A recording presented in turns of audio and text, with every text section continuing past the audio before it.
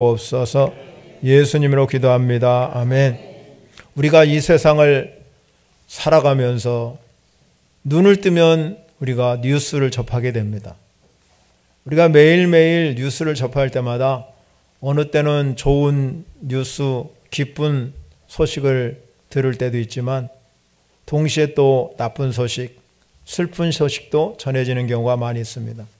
그래서 우리가 그러한 슬픈 소식을 우리가 듣게 되면 마음이 정말로 안타깝고 가슴이 메어지도록 아플 때도 많이 느끼고 살아갑니다.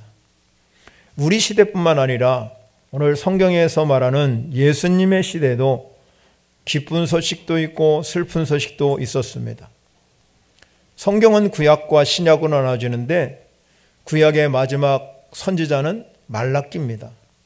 이 말라기 선지자에게 하나님 말씀하신 후에 하나님 말씀 안 하였기 때문에 신약이 시작되기까지 우리는 그것을 가리켜서 영적 암흑기라고 합니다. 이 영적 암흑기임에도 불구하고 이것을 우리는 신구약을 이제 우리가 중간에 있기 때문에 신구약 중간시대라 이렇게 말합니다. 그 암흑시대, 영적으로 하나님 말씀하지 않는 그 시대에 시대가 400년이라는 세월이 흘러갔습니다. 하나님의 역사는 그럼에도 하나님이 선지자들에게 말씀 안 하셨지만 이 400년 동안 흘러가면서 세상은 바뀌고 바뀌어서 예수님이 탄생하는 그 시기는 로마가 세상을 지배하는 시대였습니다. 특별히 로마는 이 황제라는 제도가 있었습니다. 예수님이 탄생할 때는 이 황제가 누구였냐면 아구스토라고 누가복음 2장 1절에 기록하고 있습니다. 그 당시에 이 가장 기쁜 소식이 뭐였냐면 복음입니다. 복음. 이 복음이라는 단어를 우리가 신약 성서는 헬라어로 기록되어 있는데 유앙겔리오는 뜻이에요. 이 예수님께서 예수님에 대해서 제일 먼저 쓴 서신이 뭐냐면 마가복음이 제일 먼저 쓰셨습니다. 마태, 마가, 누가, 요한 이렇게 성경책은 기록되어 있지만 제일 먼저 쓰신 서는 마태가 아니라 마가복음이 제일 먼저 쓰셨습니다. 그런데 그 당시에 이 복음이라는 단어, 유앙겔리오라는 단어는 로마 황제에 관련된 가장 기쁜 소식이었어요. 그러면 그 당시에 로마 황제가 생일을 맞이했던지, 그렇지 않으면 아들을 낳았던지, 그러면 그렇지 아니하면 전쟁에 가서 승리했을 때 이 많은 사람들이 그 전령들이 나가서 유앙겔리라고 외치면 저 지금 황제에게 좋은 일이 있다고 생각하는 거죠.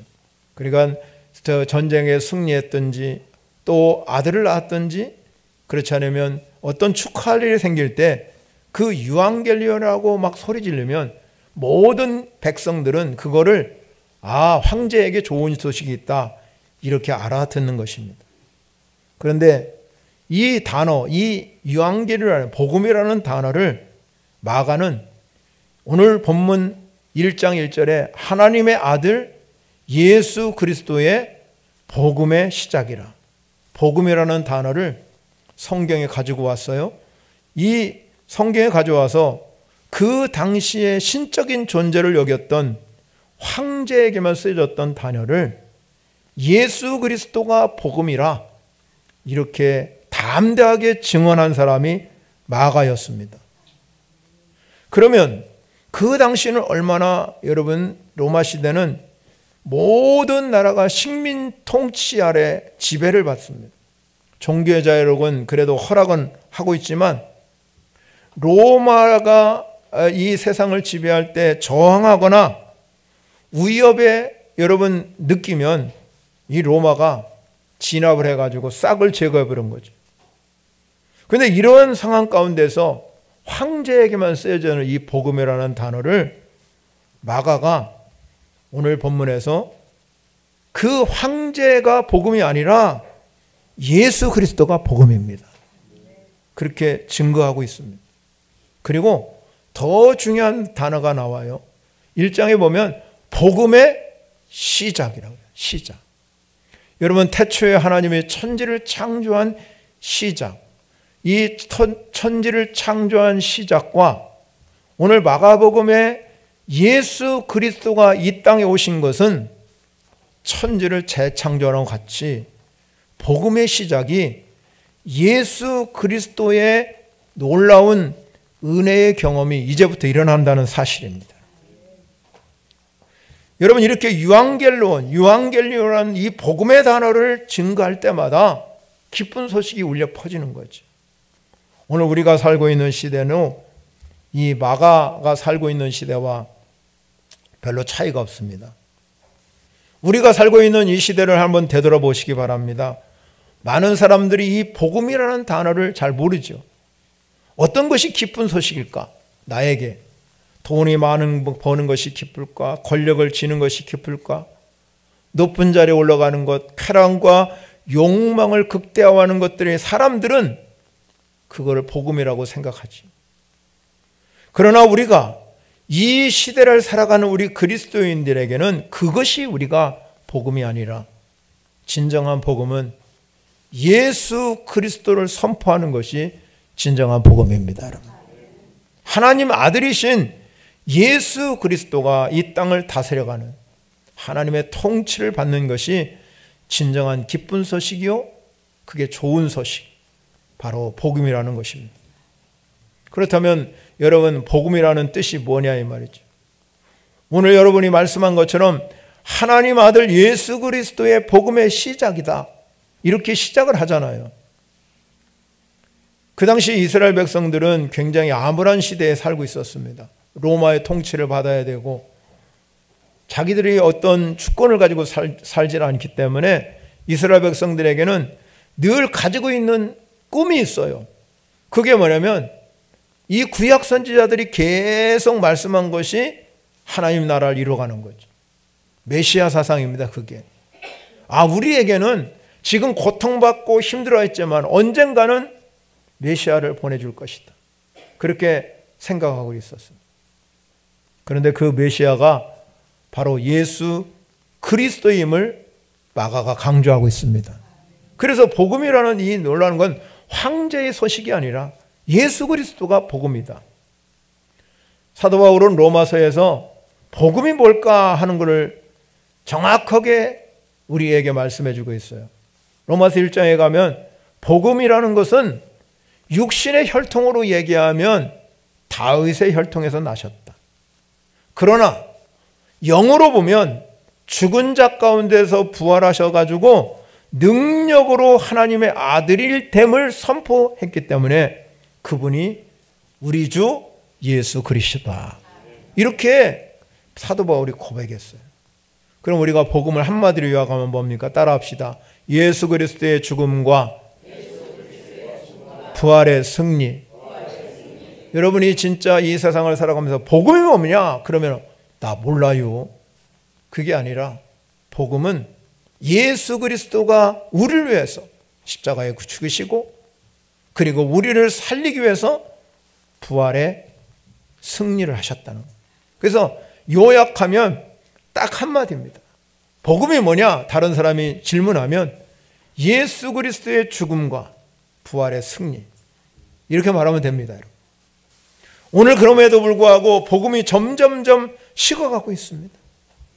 복음이 우리 안에서 역사하셔서 우리가 복음의 감격으로 살아야 함에도 불구하고 그러지 못한다는 거죠.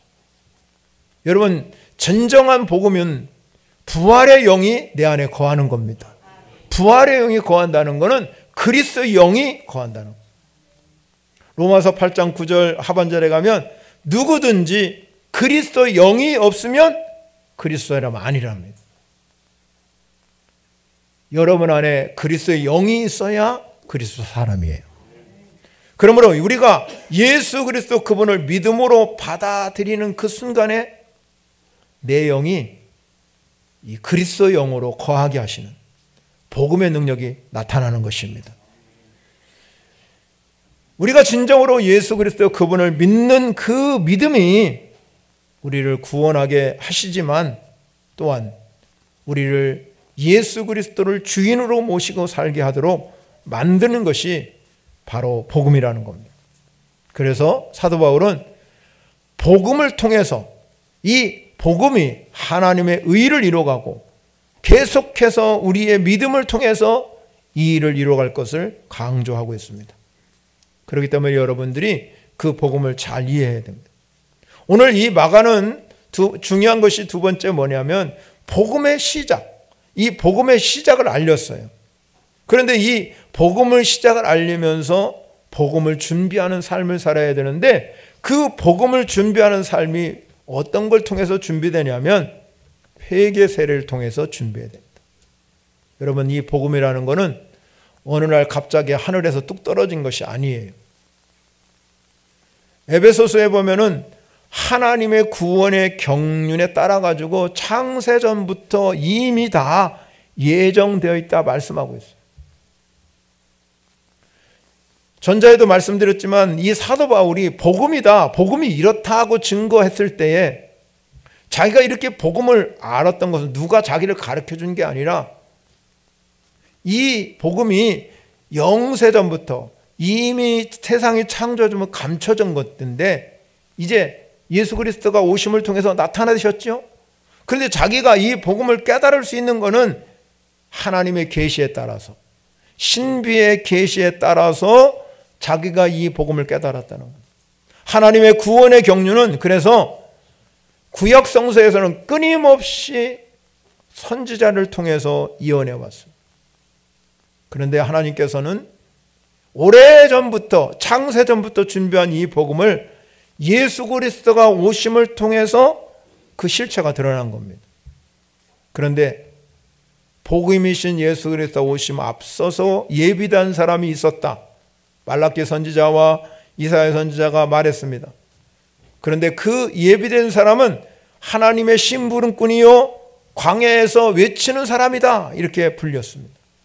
그러면서 오늘 말씀에 이사야 선지자가 오늘 인용한 것처럼 주님의 길을 예비하고 그 길을 곧게 하는 사람이라고 말씀하고 있습니다. 그렇다면 주님의 길을 예비하고 그 길을 곧게 한다.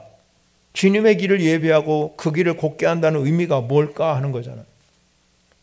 우리가 옛날 이 성경 안으로 한번 들어가 봅시다. 로마 시대를 한번 여러분 상상하면서 설교를 들어보세요. 로마 황제가 예를 들어서 어디를 방문하게 되면 그 도시는 황제를 맞이할 준비를 하기 위해서 굉장히 분주하겠죠. 도시를 정비도 해야 되고 또 거리도 청소해야 되고 또 황제의 마차가 행여나 여러분 가는 길에 뭐 여러분 덜컹거리는 구간이 있을까 그러면서 길을 구석구석 체크도 하고 그런 데가 있으면 잘 메꾸기도 하고 길을 닦잖아요. 그래서 여러분 도시 입구부터 그가 이제 오는 그 길을 다 동선을 점검하는 겁니다. 잘못됐으면 길도 새로 이렇게 단장도 해야 되고 어떻게든지 간에 황제가 오는 그 길이 최대한으로 편안하게 할 수 있도록 곳곳마다 정비하고 단장해야 된다는 거예요. 그와 마찬가지로 예수님이 오시기 전에 광야에서 외치는 자의 소리가 누구였냐면 바로 오늘 본문에 나와 있는 세례 요한입니다. 세례 요한. 세례 요한이 주님의 오심을 증거한 사람이라고 오늘 본문에 말씀하고 있습니다. 그렇다면 우리가 오늘 본문에서 세례 요한이 어떻게 주님의 길을 예배했을까? 어떻게 그러면 주님의 길을 예배했을까 합니다. 4절 봅니다. 4절에 보면 세례 요한이 광야에 이르러서 제사함을 받게 하는 회개의 세례를 전파했다. 회개의 세례를 전파함으로 주님 오시는 길을 예배했다는 겁니다. 세례는 무엇입니까? 자기 죄를 뉘우치고 죄로부터 돌이켜서 회개한 사람들에게 물로 행하는 정결의식입니다. 그래서 우리가 구약 성경에 보면 노아의 홍수 사건이나 출애굽기에 나타난 홍해바다가 갈라지는 사건, 여호수아가 요단강을 가르는 사건, 하나님이 이런 사건을 통해서 하나님의 백성들이 새롭게 창조할 때는 물을 통해서 구원의 역사를 행해 갔습니다. 그래서 구약시대의 제사장들이 성막에 들어가려면 회막에 들어오자마자 물두멍에서 자기 수족을 씻는 정결 예식을 지난 후에 하나님 앞에 나간 겁니다. 예수님도 공생애를 시작하냐, 복음의 시작이라, 복음을 증거하기 이전에 제일 먼저 한 일이 뭡니까? 요단강에 가서, 여러분이 오늘 본문 9절부터 보면 나와요. 요단강에 가서 세례를 받으신 겁니다. 이 세례를 받으시고 마가복음 1장 15절에 가서 그가 말하잖아요. 그도 똑같습니다. 세례 요한이 증거한 회개의 세례를 증거하잖아요. 회개하고 복음을 믿으라. 그렇게.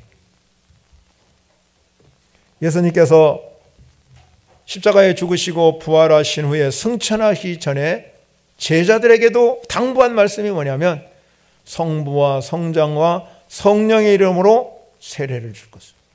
그래서 세례는 무엇입니까? 삶을 완전하게 바뀌는, 전환하는 그런 징표로 행하는 예식입니다. 회개라는 것은 단순히 내가 후회하고 자책하고 그게 아니라 내 삶을 정확하게 방향을 돌이키는 겁니다.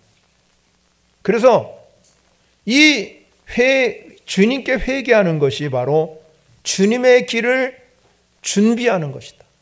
주님의 길을 예비하는 것이다. 그 길을 곧게 하는 것이라고 말씀하고 있습니다. 왜냐하면 여러분, 우리가 예수 믿기 이전에는 전부 다 우리 중심성으로 살았어요. 왜? 죄의 뿌리가 자기 중심에 있기 때문에. 그래서 하나님이 아닌 다른 것이 주인이 되고 중심이 되고 살았습니다. 그러나 여러분이 하나님을 믿는 그 순간에 내가 삶이 바뀌는 겁니다. 내가 주인이 아니라 하나님이 주인 되시는 거죠. 하나님이 주인 되신다. 이 말은 복음의 시작이라는 하나님의 원형으로 돌아가, 창조의 원형으로 돌아가는, 이게 회개예요. 회개는 복음의 시작입니다. 그럼에도 불구하고 많은 사람들이 아직까지도 신앙생활하면서 죄의식을 느끼지 못하고 깨닫지 못합니다.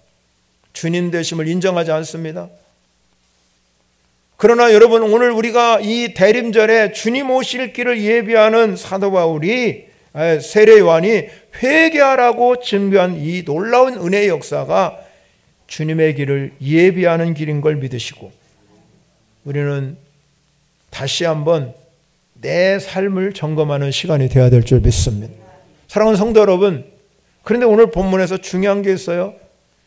이 세례 요한이 회개의 세례를 촉구하면서 보니까, 오늘 본문에 보니까 6절에 보니 이렇게 말씀하고 있습니다.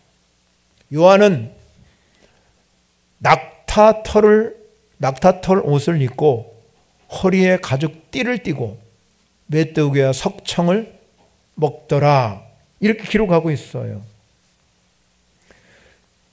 세례 요한이 그냥 회개의 세례만 전파한 게 아니라 삶의 전환을 위해서 자신이 삶 전체를 통해서 메시지를 증거하기를 원했습니다. 즉 말하자면 세례 요한이 말하는 회개는 기존 살아가는 방식과는 전혀 다른 방식, 지금까지 사람들이 살아오지 않는 방법으로 살아가는 겁니다. 여러분, 사람이 살아가면서 가장 기본이 뭐예요? 의식주잖아요. 의식주. 그런데 이 세례 요한은 그 의식주를 통해서 사람들의 마음을 변화시키려고 그랬어요. 옷은 기본적으로 우리 여러분들이 신체를 보호하기 위해서 입잖아요. 더울 때는 반팔 입고, 추울 때는 긴팔 입고. 그래서 원래 이 옷은 위험한 자연으로부터 우리 몸을 보호하기 위한 1차적인 방어 기제입니다. 그런데 옷은 거기에만 있는 게 아니에요. 옷은 우리의 부끄러움을 가리는 데도 씁니다. 왜냐하면 에덴 동산에서 아담과 하와가 살아갈 때는 옷이 필요 없었습니다. 부끄러움을 모르기 때문에. 그런데 그들이 죄를 범함으로 해서 수치심을 느꼈고 그들은 자기 몸을 가릴 수밖에 없었기 때문에 하나님은 그들에게 가죽옷을 지어서 입혔습니다. 그렇기 때문에 우리 죄된 인간이 이 벌거벗음이라는 것은 인간이 당할 수 있는 가장 수치스러운 모습 중에 하나예요. 예수님이 그래서 십자가에 못 박힐 때도 다 벌거벗고 집행한 거 아닙니까? 내려가 기독교인들을 박해할 때도 마찬가지입니다. 그리스도인이라면 다 벌거벗어가지고 원형 경기장에다가 중앙에 전시했어요. 그러니 얼마나 수치심이 여러분 얼마나 컸겠습니까? 뿐만 아닙니다.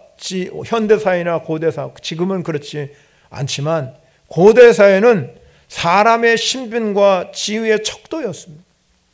그래서 부자일수록 높은 지위 있는 사람들은 부와 권력을 가지고 있기 때문에 이 화려한 옷을 입거든요. 그래서 세례요한은 그런 모습을 보면서 내가 낙타털옷을 입으면서 다르게 살아가기를 원했다는 거예요.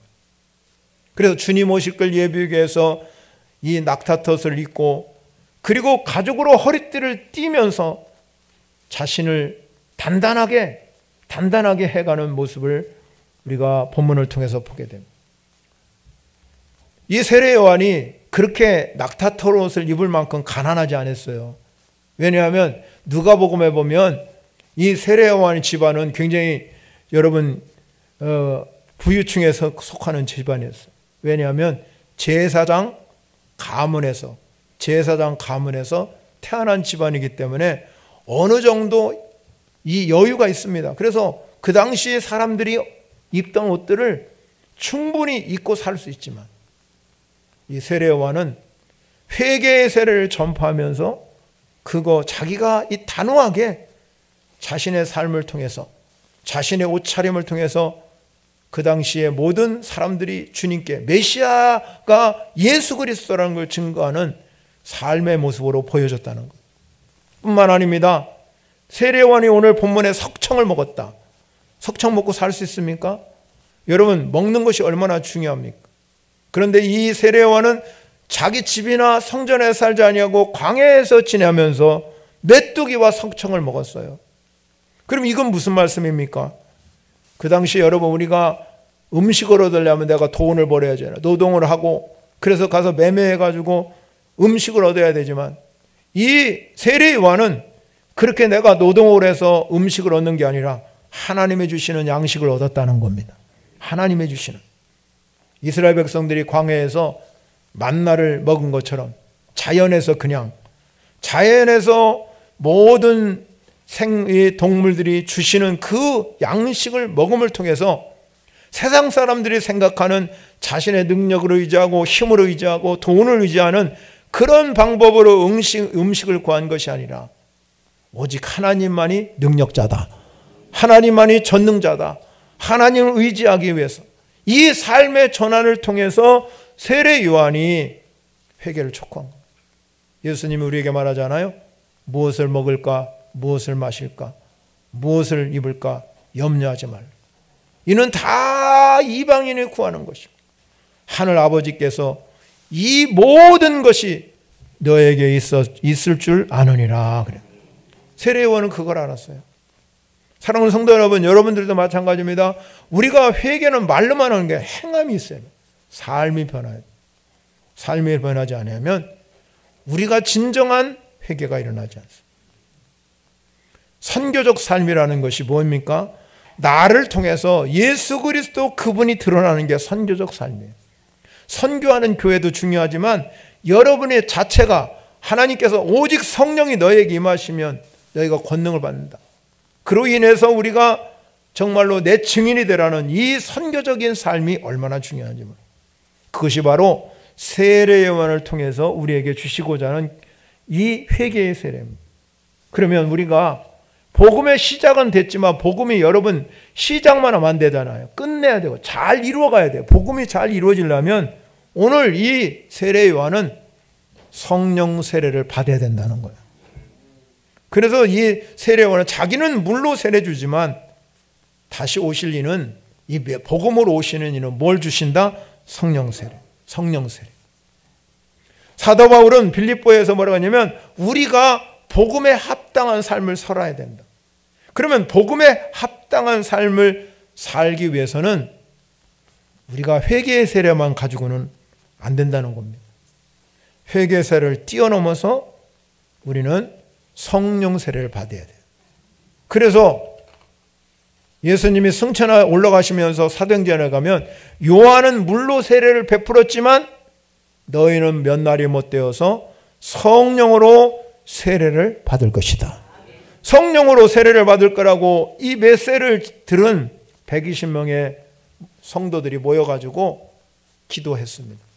하나님, 우리에게 물 세례만 받은 것이 아니라 성령 세례도 주십시오. 성령 세례를 받고 나니까 놀라운 일이 일어났습니다. 삶이 바뀌기 시작합니다. 터닝 포인트가 나요. 여러분, 사도행전 2장 마지막 장 가면요, 그들이 뭐라고 이렇게 고백합니다. 믿는 사람이 다 함께 있어가서 모든 물건을 서로 통용하고 또 재산과 소유를 팔아서 각 사람의 필요에 따라 나눠주고 날마다 마음을 같이 성전에 모이기를 힘쓰고 집에서 떡을 떼며 기쁨과 순전한 마음으로 음식을 먹고 하나님을 찬미하고 온 백성의 친성을 받으니 주께서 구원받은 사람을 날마다 더하게 하시니라. 이게 성령 세례 받으니까 이렇게 달라져요. 그전에는 그런 일이 없었는데 성령 세례를 받으니까 이들의 삶이 하루아침에 바뀐 거예요. 오늘 많은 교회들이 그렇게 주장하잖아요. 초대교회로 돌아갑시다. 그 얘기는 뭐냐면 성령 세례를 받으면 우리의 삶이 바뀐다는 거예요. 삶이 바뀌는 거예요. 여러분, 우리가 잘못 생각하면 성령 받으면 뭐 여러분 막 어떤 은사를 받아가지고 뭐 예언도 하고 방언도 하고 뭐 여러분 앞길도 보고, 그거는 하나님이 주시는 어떤 은사지만 그것만 가지고는 안 되는 거예요. 성령 세례는 우리의 삶의 방식을 그대로 바꾸는 거예요, 여러분. 그러니까 여러분의 삶이 바뀌는 거는 성령 세례가 내 안에 임해야 돼요. 이 말을 다른 말로 얘기하면 하나님의 인침을 받으셔야 돼요. 하나님의 인침. 너는 내 자녀다. 내가 너를 사랑하는 자녀다. 이러한 하나님의 인침. 그 사람을 하나님이 딱 인쳐주시면 여러분 어디 가든지 하나님의 자녀가 되는 거예요. 하나님의 존귀한 자녀, 우리의 삶이 주님 오실 때까지, 주님 오시는 그날까지 우리는 정말로 성령 세례 하나님이 인쳐주시면 어떤 상황이 와도 변함이 없는 거예요. 나는 따같이 따라합니다. 나는 하나님의 사랑받는 자녀요, 하나님의 기뻐하는 자다. 아멘이십니까? 다시 한번, 하나님, 나는 하나님의 사랑받는 자녀요, 하나님의 기뻐하는 자다. 아멘이십니까, 여러분? 크게 아멘 하셔야 돼요. 교회 와서 아멘도 않고 가시려고 그래요. 여러분이 진짜 하나님의 너 내가 진짜 사랑해. 그럼 얼마나 기쁘겠어요, 여러분. 남편이 한 번이라도 여러분에게 당신 사랑해 들어봤어요? 정말로 그 한마디 들어도 그날 밥상이 달라진다는데. 그런데 하나님이 그렇게 하시면 엄청난 은혜지요. 엄청. 하나님이 나를 사랑받는 자요, 기뻐하는 자다. 이 인침을 딱 받아버리면 세상이 변해도 어떤 것이 변해도 나는 하나님의 사랑받는 자녀야. 하나님이 기뻐하는 자녀야. 컴퓨터나 여러분 스마트폰에 여러분 여러분 엉키고 설키면 여러분 스마트폰 내가 못하면 서비스 센터 가서 고쳐달라고 그러죠. 그러면 그 사람들은 복구 기능을 딱 눌러갖고 복구하면 돼요. 컴퓨터도 마찬가지. 그러면 여러분 그것이 다 초기화되는 거예요. 다 초기화. 없어져갖고 새롭게 시작하는 거예요. 우리 인생도 마찬가지입니다. 우리가 살아가면서 온갖 제약, 유혹, 시험, 실패 찾아옵니다. 아무리 큰 제약과 실패가 우리를 넘어뜨린다 할지라도 우리에게는 복구 능력, 성령의 세례를 통해서 여러분 인생이 바뀌는 거예요. 성령의 세례. 여러분 이 성령의 세례 여러분 안에 거하셔야 됩니다. 우리가 주님 오실 길을 예배하는 저와 여러분들이 물 세례도 중요하지만 성령 세례를 통해서 이 주님 오심을 기다리는 사랑하는 성도 여러분들이 하나님께 변화되는 은혜의 역사가 나기를 축원합니다. 찬양으로 영광 올려드리겠습니다. 말씀을 생각하면서 찬양하겠습니다. 주님의 성령 찬양.